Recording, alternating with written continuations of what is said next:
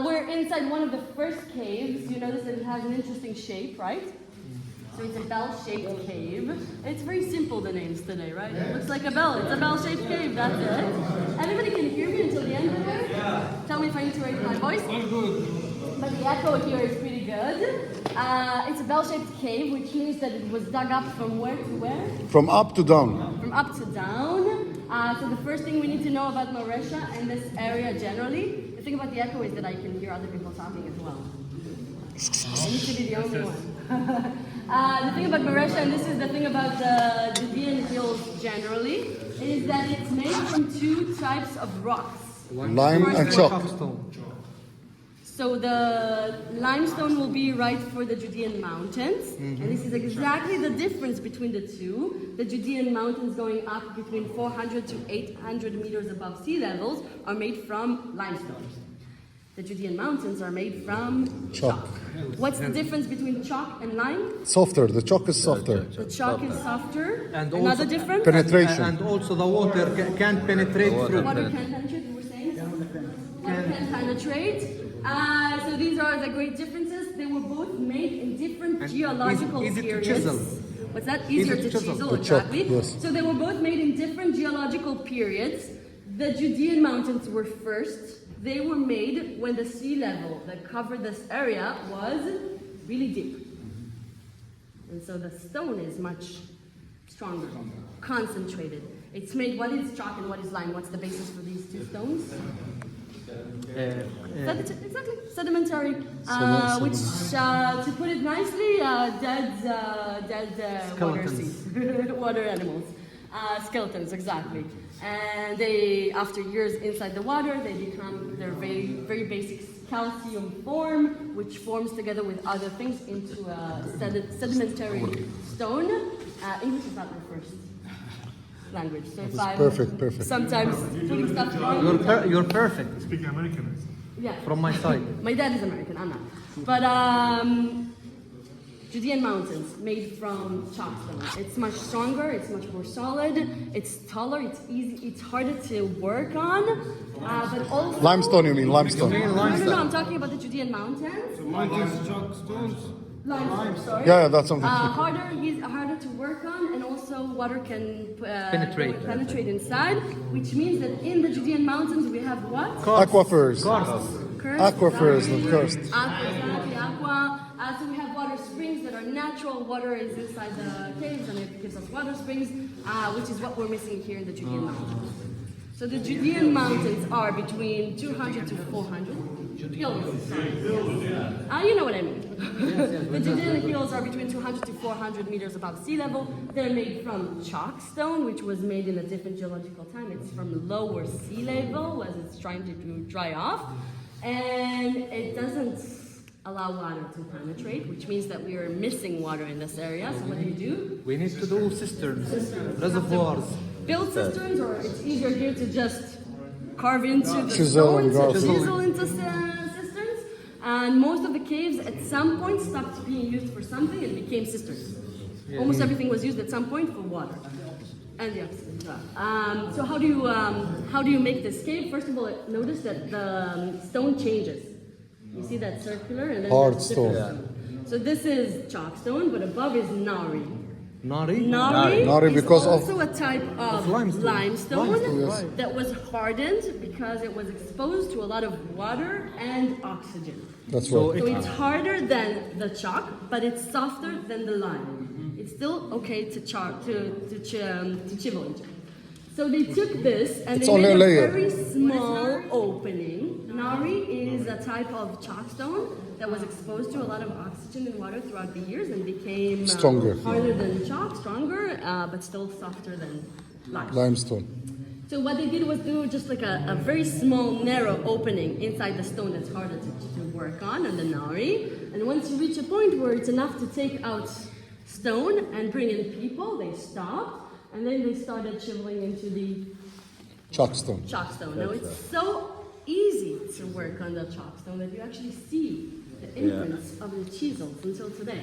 If you look close, you'll notice that some people were left-handers and some people were right-handed. And you can actually see it because it's so soft and it survived. But these chisels on stones are like 2,000 years old.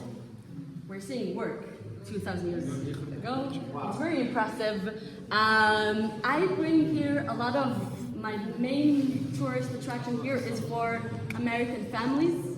Usually this is a head for kids, and it's interesting for the adults, and it's a combination of fun and interesting and everything together. So seeing this and understanding that even just the marks on the wall are from 2,000 years ago is already impressive. So a bell-shaped cave, we'll see a lot of these. What was it used for? Reservoir? Dwelling. I see at least 3 layers of usage. Yes, I can see the You see the pigeon. columbarium, we'll talk Yes, about the it in a pigeon. different place. Also at some point, what's that? Hiding water. place. A reservoir of water would be the last usage, once there's no other usage. Dwelling. How do I know it wasn't originally for water? First of all, because of the columbarium. Yes. Secondly, you're standing above the steps. Do you see over there, you see a water tunnel? What?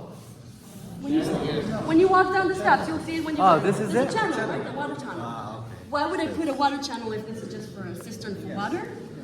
Because this was the time when this was closed. There was just a small opening which I covered during the winter. And the point of the water was to bring a little bit of water to keep all of this humid and moist, so that the pigeons can live at some point. Could come in, right? So if you see this, you know it was for a different usage than water. Later on for cisterns as well.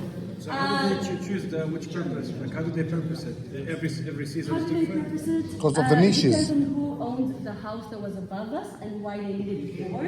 Sometimes it was a personal house usage and sometimes it was industrial. And we'll talk about the difference when we see something big that, where you can actually see the difference. This is completely just a house using it for themselves. The house was built above. What do you do with all the rocks that are taken out from here before you use it as a columbine? You built the house. The point was that this was a quarry to take out the stones to build the houses, only then reused as Recycling. Like recycling. People were much more ecological back then. We're ruining the world. What can we do? But this cave has an interesting name. It's called the Polish Cave. And it's Polish cave. because the Poles, they sit here and cry in the dark. It's mainly because of this stone over here. See. Can you read the English inscription there? Lady, Ancient English. read it. No, I'm kidding. It's not ancient. It's really new. It's 1944. Please call the police. Anyone that knows English here. Yeah. Wow. Do you need help? This is easier to see and read. I'm sorry for making your life so much harder. You want to read it from here? Guys,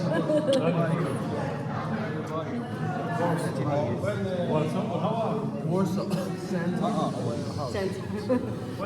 So Warsaw being a city in Poland, of course, who would write Warsaw and 1944 on a stone in the middle of Marsha? only the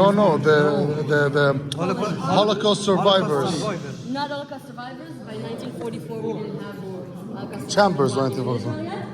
So 1944, we're still inside the Second World War, and there was a Polish army here. Who were they fighting, and what were they doing here? Did you talk to them about? They were fighting Germany, of course. Oh, with Germany, because they were occupied. But actually, we're talking about 44. This is the point where half of Poland is already freed from Germany by the Soviet Union. That would be their next problem. What's that? So what are they doing here? They're here to fight in Egypt, where Ramal is advancing in the direction of Israel, and the United Nations are coming from the north, and there was a point to fight over here. Actually, the Jewish people in Israel in 1944 were sure that the fight against Ramal would be the end of Judaism in Israel. They were sure that that's the Germans occupying Israel and the entire Middle East, and that's it. So a lot of the soldiers that came here were Jewish. There's one famous soldier that they left behind, or some will say he deserted. Menachem. Menachem Begin, yes. So he's very famous for being actually an army man and a person saying that Jews should fight for themselves. And one of the things was he was a Jew that fought for himself. He went into the army, he wanted to fight the Germans. At some point, arriving in Israel, he realized that he's not going to get to fight against the Germans, so he stayed. Some will say he deserted the army. Menachem Begin. It's a bit controversial. Menachem Begin. The first prime He would be minister. the first. No, in 1977, he would be the first Mizrahi Jew to be a prime minister. He would be the one responsible for the political revolution of 1977, where it's not Mapai and خايم ويزمان أول واحد. He's the third one. Mizrahi as well. He's the third prime minister, right? 7 maybe. No, he's not the third. So we've got back here on Marsha, إسحاق before Gold even. Shamil was 67. It should be at least a 6 or 7. We could count them if you want. But he's in 77. He's very famous because his government was the first right-wing government and a very big political revolution that happened in Israel that we're still living through. You would also do